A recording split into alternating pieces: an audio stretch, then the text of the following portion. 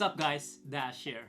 So you want to improve your career in the Navy and you want to submit an officer package, but you don't know where to start. So here are some tips how to submit an officer package, especially for a PA application. Are you guys ready? Let's go!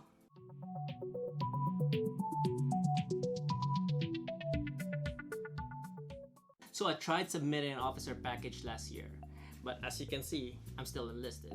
But that doesn't stop me for pursuing it. So I was in your situation last year. I tried to submit an officer package, but I didn't know where to start. So I asked one of our officers in my office, Lieutenant Burke, and he's kind enough to tell us how to submit an officer package and what to expect after you get selected. So are you guys ready? Here we go! To this point. Again, I've been in the military almost 28 years now, so started off as a general corpsman, went to lab school after the first Gulf War, was lab tech for almost 10 to 12 years. Got out, actually came back in during the second Gulf War, was recalled, and at that point switched over to IDC. I was in the civilian PA program prior to getting recalled back in active duty. So what I did at that point was, when I got called back in, of course I was under the Veterans Grant, so I was able to come right back in active duty, just like I never left. Picked up first class right whenever I came back right back into. Left Iceland, went to IDC school, served as an IDC for 8 years, and then I was at my 18th year, coming up on my 18th year, and I was trying to make the decision what to do, and I had a degree already, from being a lab technician. I had a bachelor's in science with chemistry is one of the things. So again, I was a certified MET, medical technologist, so I had that under my belt. So trying to make the decisions, I wanted to be a provider, I wanted to go to PA, and I decided I was just going to retire and do that. And I was pushed by several people, hey, why don't you put in for the Navy PA program? So I was like, no, nobody ever gets that first time. And again, I had my retirement package in one hand, and they finally talked me into it. So I submitted the PA package, and I thought, if this doesn't happen, then I'm going to get out. And turns out I got selected. So 18th year, so discussed it with the family. Was able to get through and went through the IPAP program down to San Antonio. So it made a big difference, because again, I love being in the Navy, love being a chief, but whenever I started looking, we all have to do something when we grow up and get out of the Navy. And as an IDC, even as a lab tech, I wanted to see patients. I enjoyed seeing patients. So what will I do? And so the PA was the next logical step for me.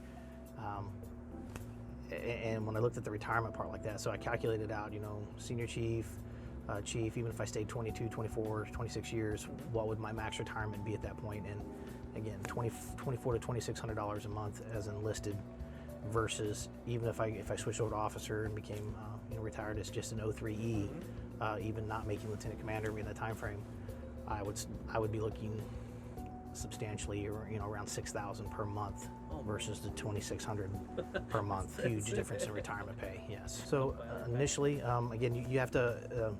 Usually the nav admins come out once a year. So, and then the contact info there was Miss Kemp was the one through Bethesda. So I made contact with her, sent all my transcripts in. They do an evaluation of your transcripts. They look and say you're either good, or hey, you need this, you need this, you need this. So again, with my prior background and my degree in chemistry before, it set me up perfect. And plus IDC school. IDC school is good for 60 of the requirements, 60 credit hours. So I was able to qualify for that. Send her that. She sent me back a message saying, okay, submit your officer package. So at that point, it was a kind of a scramble to get around, because you're on a short term. So what I recommend is, the main part is you have to set up your officer interviews. And when I do that, I would say, they say 3, recommend 3. I would say get 3 of the highest officers around. So if you have an admiral, if you have a captain, because those are going to carry the high, the high bar weight. But then, if you're applying for HCA, if you're applying for environmental tech, anything, environmental officers, anything like that, then you go to that person. They're not going to say you can't submit more. Those always help, but you have to have a minimum of 3.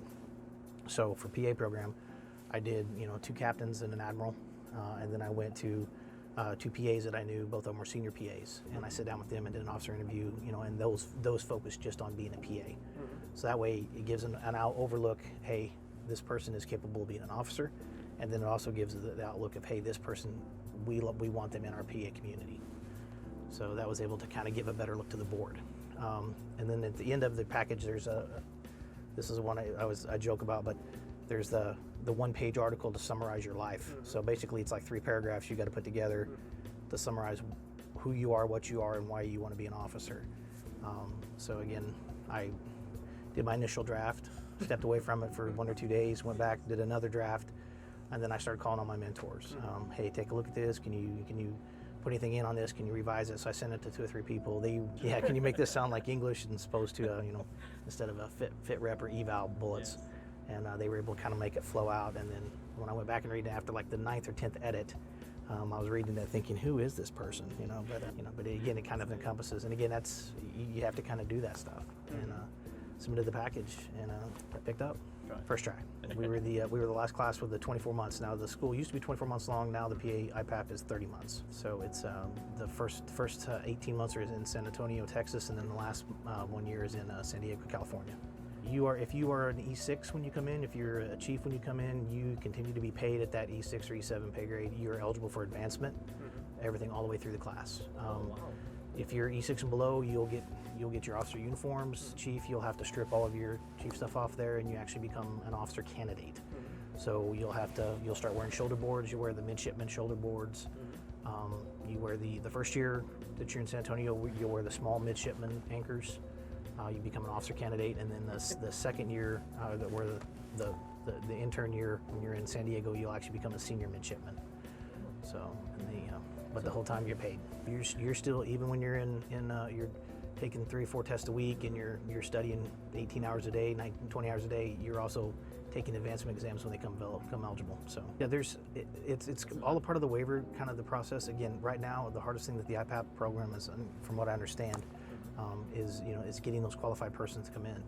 So if you're lacking like 1 course here and there, that's something where Ms. Kemp would usually do in the initial screening part. If you were missing 1 course here, 1 course there, used to they would let you do a waiver. I don't know if they do that anymore. That would be something to be a case-by-case basis they would have to look at. But if you're missing like a biology 101, but if you're missing like organic chemistry, where there's a high chance that you may not get a high enough grade. So again, it's hit or miss. But the main thing is in the initial screening part, get all of those transcripts in, get them in early, let her take a look at them, or whoever's doing the screening now, and get the approval to do it.